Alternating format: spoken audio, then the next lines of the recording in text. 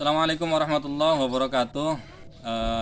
Para jamaah penonton setia Mumu Tamyiz Channel, pada hari ini saya mau menerangkan kegunaan sekam bakar.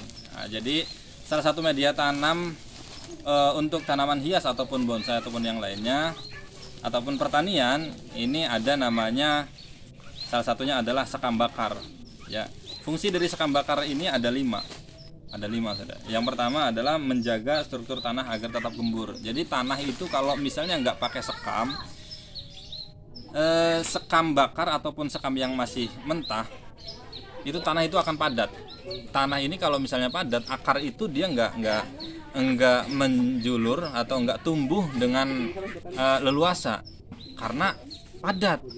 Tapi kalau misalkan menggunakan sekam bakar ataupun sekam yang masih mentah, ini sebenarnya kalau sekam mentah silahkan nggak apa-apa, cuma kalau sekam mentah bedanya harus di fermentasi dulu atau harus didiamkan dulu baru ditanami tanaman.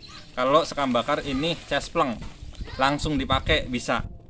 Ya, fungsinya ini yang pertama adalah menggemburkan tanah. Ketika tanah itu gembur dan dicampur dengan sekam bakar ini, akarnya ini akan lebih leluasa pertumbuhannya. Jadi untuk menyerap mineral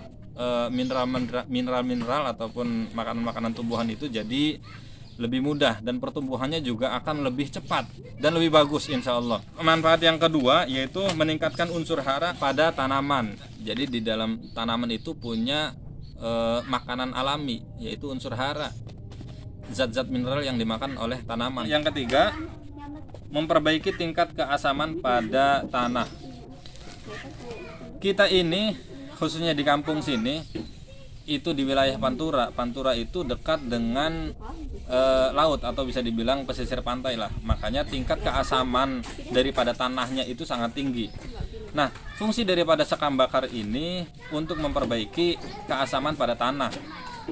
Ya, jadi kalau misalnya tanahnya asam itu bisa menyebabkan lambatnya pertumbuhan bagi tanaman dan juga bahkan bisa menyebabkan kematian pada tanaman. Nah, fungsi daripada arang bakar sekam ini atau sekam bakar ini adalah mengurangi atau memperbaiki tingkat keasaman pada tanah. Ya, manfaat yang keempat, mengisolasi penyakit dan menyerap racun pada tanaman. Jadi ketika tanah itu sudah ada racun ataupun virusnya, dia itu terserap sama sekam bakar.